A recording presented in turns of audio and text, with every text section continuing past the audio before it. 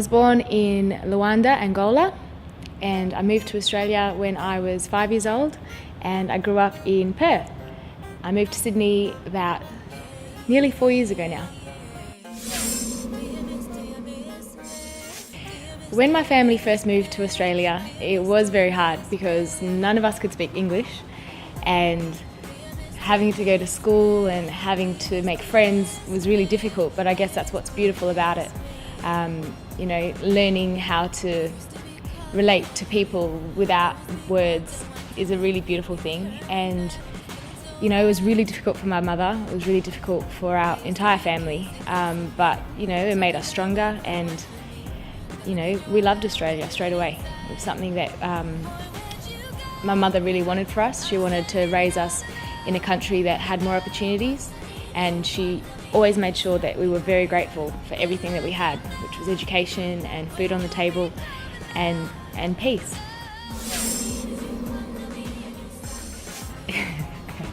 I never felt like I was gifted musically. I felt like it was a part of our upbringing and we loved it, and I always knew that I wanted to do something that I loved in my life and make a career out of it.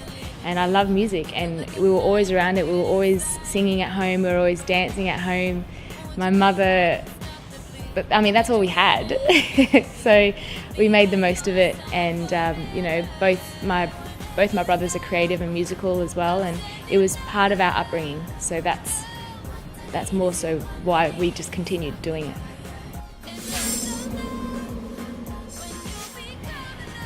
I have to say that I'm inspired musically, creatively by lots of people, not just recording artists. I love hearing stories of survival. I love being inspired by life and life journeys. And music artists can be inspiring, but they can also be not uninspiring. And I've never really been fazed by fame. I've been fazed by and touched by people that have extraordinary stories. I just want to continue doing music, and I want to see the world, and I want to meet more people, and I want to touch more people's lives, and I want to make people happy, and I want to make a difference, and I want music to be the way that I can do that. 10 years from now, I just want to be able to travel and able to make music or be creative in any sense. And I want to have music a part of my family and my future children just the way it was a part of mine. I think we're in the process of making it happen, but I also think that there are a lot of people out there that appreciate multiculturalism, appreciate African fashion, appreciate African music, and I don't think we should underestimate that. Well, my first music video was Bounce With It, and it was a crazy collaboration in all aspects. Musically, it was an international collaboration.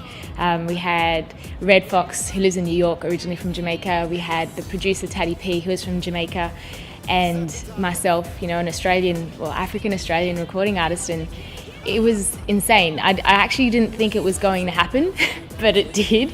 And when we finally got together to shoot the video, it was just the longest day of my life. I actually didn't sleep that night. I went all night sewing costumes and, getting hair pieces together and, working on, the choreography with the girls, and it was just insane. And then the makeup artist got to my house at 4 a.m. and I hadn't been to sleep.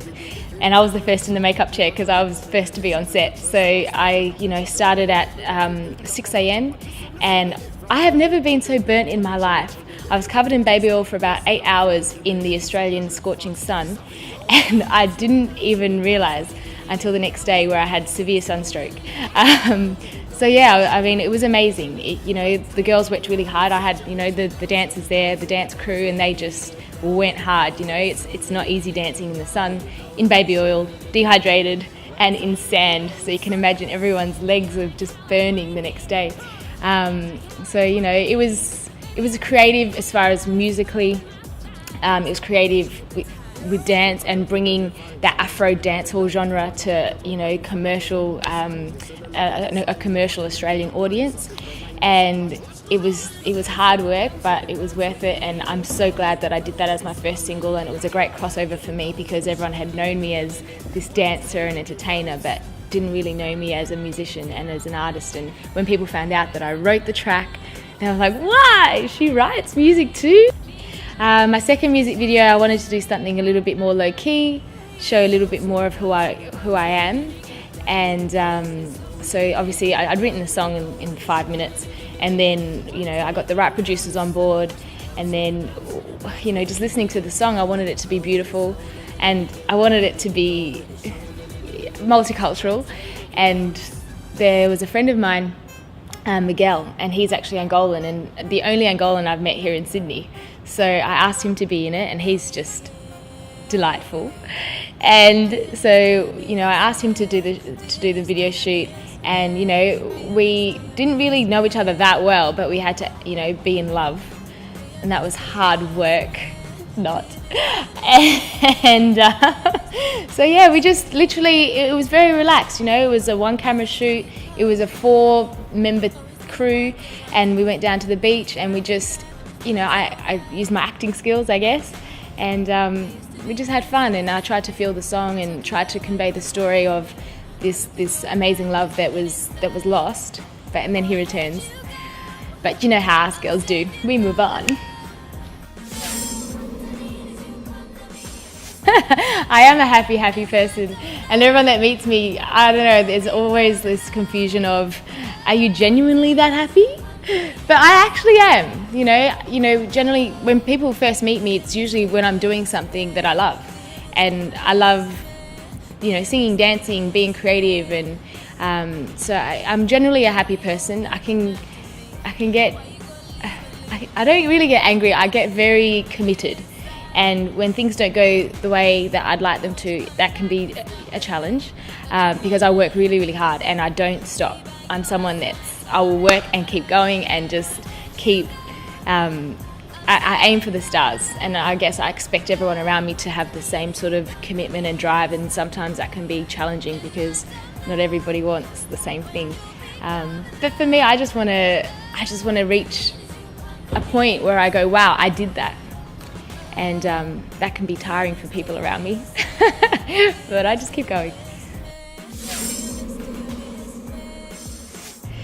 You know, I grew up in Perth, WA, and, you know, people that meet me here in Sydney, they go, "You're not from around here, are you?" Perth is a really laid-back, you know, town. People like to say it's a city, and I guess it is a city, but it's very, very laid-back. It's not as multicultural as Sydney, so I didn't have the multicultural influences that I've had here in Sydney. Moving to Sydney, I was able to get more in touch with my culture. You know, I had more women around me that were of African descent, and that was inspiring. You know, seeing all the different places that they've been, and getting to know their culture. And, you know, being able to, you know, creatively express myself through the different styles of African dance and African music, and going to all the festivals. You know, Sydney has a diverse range of festivals and things that people can go to and to experience different cultures. So that's what's amazing about it. And Perth, we don't have that, not yet. Maybe one day we'll have that. I have a couple of collaborations in the pipeline, and I can't really say with who just yet, but I do, and that's really exciting. You know, I've always been someone that's about collaborations and working together and trying to create something. You know, like I like being inspired by the creative process, not just by looking and going, wow, that was cool, and taking this and taking that. I like being in the studio. I like, you know, hearing them out, hearing their life story. Like, what was your journey? How did you get here?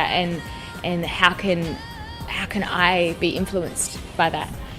And yeah, so definitely always down for collaborations, and there are, you know, international, that's where I want to be. You know, my dream has always been to tour Africa and to tour Europe. You know, people keep saying to me, go to the States, go to LA, and I'm not that fast.